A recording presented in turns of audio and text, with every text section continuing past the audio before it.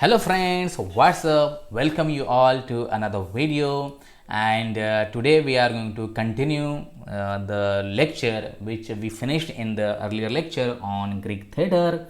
So I hope that you understood the beginning of the Greek theatre, its origin and the theories of its origin. So now we are going to go further. So we are going to start with the traits of Greek theatre.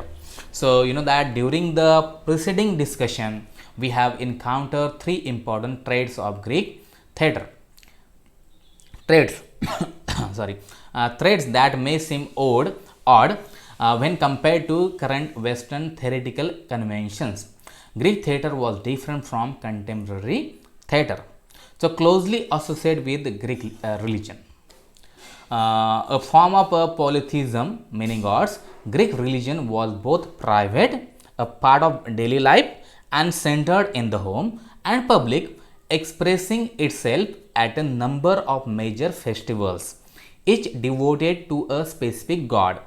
Unlike Christianity, Judaism, or Islam, Greek religion was not built around a canonical book such as the Bible or the Quran, so religious expression took many forms.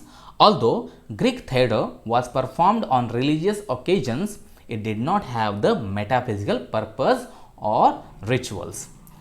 So again, the second trait is performed on special occasions, the festival. So during the Golden Age, drama appeared only in Athens, and so far as we know, only at three festivals of Dionysus, the city, or the great Dionysia, the ruler Dionysia, and the Lenaea. And the third trait is chorer. In addition to actors, the performance of Greek drama required a chorus. Who are chorus? The chorus are a group of men who dress alike, who wear masks alike, and who moved, sang, and spoke together most of the time. The chorus affected Greek drama in important ways. Its costumes, songs, and dances added much spectacles to the performance. Because the chorus danced as it spoke, chanted, and sang, its rhythm presumably indicated both visually and orally the changing mood within the play. So again, there is another feature of it is that in the Greek drama there are all males. So all actors, all playwrights, and civic sponsors were male.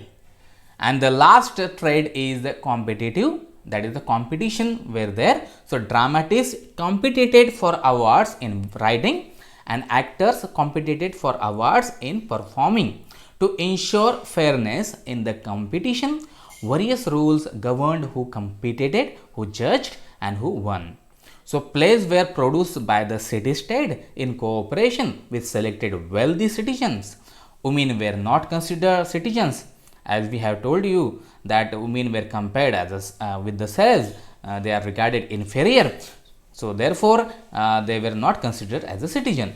At the great Dionysia, three tragic writers competed each year for the prize, which each submitted three tragedies, not necessarily a trilogy of related stories, and one starter play, that is the short comic piece that followed the tragedies and occasionally burst-fed them. Burst-fed means after that after three tragedies people may become bored, so therefore they wanted to make a short piece of comedy. So in this way the people will recharge.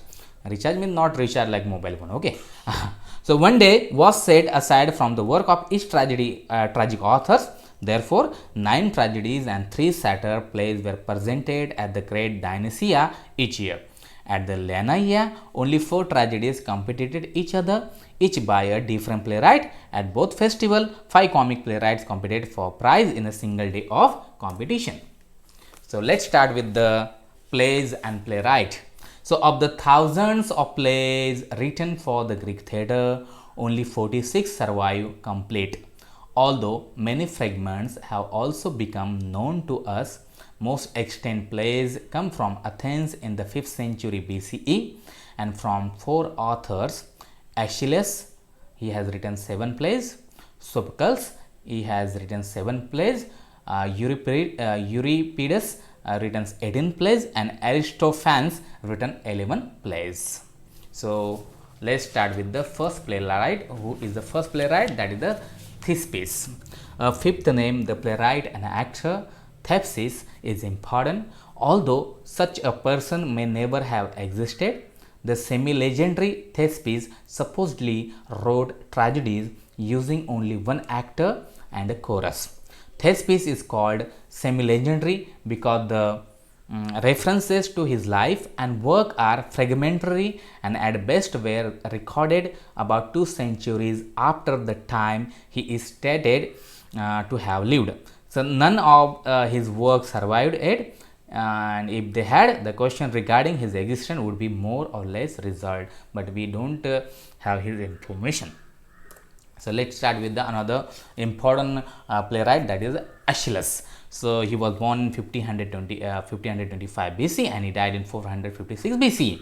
Probably introduced a second actor, thereby permitting change to occur within the play. Although a second actor would also allow conflict between two characters, Aeschylus still tended to depict a solitary hero, one isolated and facing a cosmic horror brought about by forces beyond his control. With such a grand tragic conception, Aeschylus required great scope, and so he often wrote trilogies. So 3 plays on a single subject that were intended for performance on the same day, that is the trilogies. One of his trilogy, that is Oresteia. So in this trilogy actually he has written in 448 BC. So comprising the Agamemnon, one play, the Cophoro and the Eumenides. So these are the plays of this Oresteia. Has survived intact along with the several single plays like the Persians, 7 Against Thebes, the Suppliants, and perhaps Prometheus. So Prometheus actually it is included in our syllabus. So we are going to see it. And then I am not going to tell you about the stories of these men because we don't have enough time.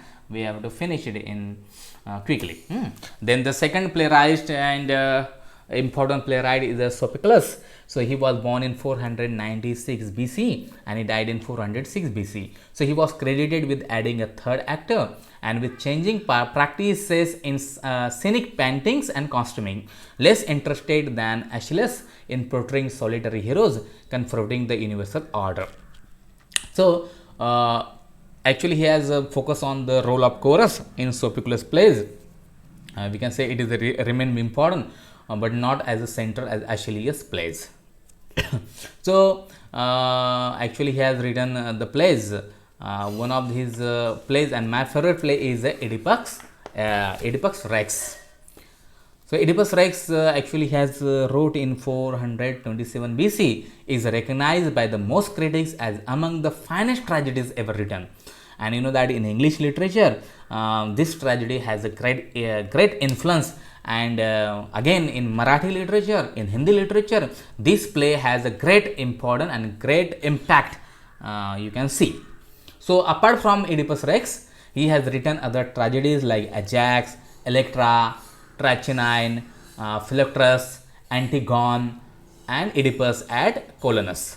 So Oedipus Rex, Electra, and Antigone are still regularly performed and translated today throughout the Western cultures. And next playwright is the Euripides. So Euripides born in 480 BC and he was born in 4007 BC.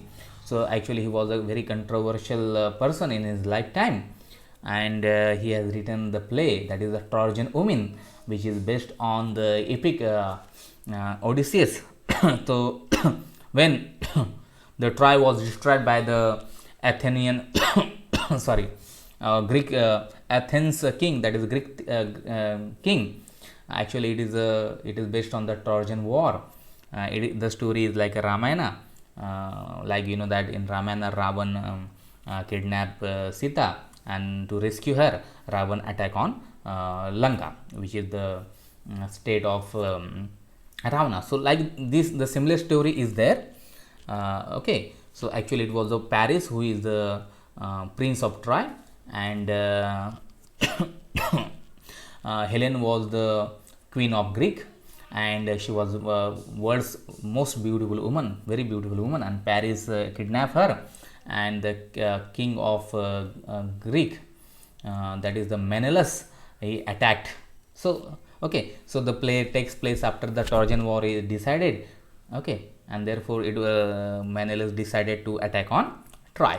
The surviving women of Troy learn that their male children have been killed after the war. The play is set because he burned all the Troy, and in this way everybody died. Only women were remained. So such each awaits her fate at the hands of the conquering Greeks, learning whether they will be slaves or concubines, and to which man. So Helen and Menelaus are reunited, and despite his oath to slay her, Menelaus is again enraptured by Helen's beauty and takes back his wandering wife, whose abandon was the cause of the war and all the loss on both sides. So Trojan women is frequently revived today to express the profound human cost of war on women and children. So apart from these, he has written another plays like Medea, which was included in the syllabus of TUIBA in the previous syllabus, and it is my also favorite play. And another was Hippolytus. I have studied Hippolytus in my MA part 1, so I am not going to tell you because of the time limit the story of Hippolytus. The Suppliants, Electra, the Trojan women, and the Bacchae. These are the another plays written by Europeans. So then let's talk about the Aristophanes. He has started the comedy. So comedy was introduced into the Greek dynasty, as we have seen in 486 BC. So 50 years after tragedy, it seems never to have been compatible there, perhaps because the festival was an international showcase for Athenian culture and thus often visited by foreign dignitaries. The real home of comedy was the winter festival, the Lenaea, which only Athenians could attend, where a contest for comedy was established in 442 BC. At both festivals, an entire day was set aside of competition among the comic playwrights, 5 of whom competed. All of them, 11 extant ancient Greek comedies, are by Aristophanes. Aristophanes was born in 448 BC and he died in 380 BC. So no comedians from the classical era other than Aristophanes survive. So there is one comedy extend from the era following classical Athens, a Hellenistic comedy by Menander. So thus the information about the comedy during the classical period necessarily come from these 3 plays. So I hope that you understood the Greek theatre. If you have not watched the first part of this video, so please watch the introduction and the basic information of Greek theatre, and watch this video again. And again, you have a difficulty, please make a comment or directly call me or WhatsApp me. I am there to solve your queries and your problems. So thank you for watching.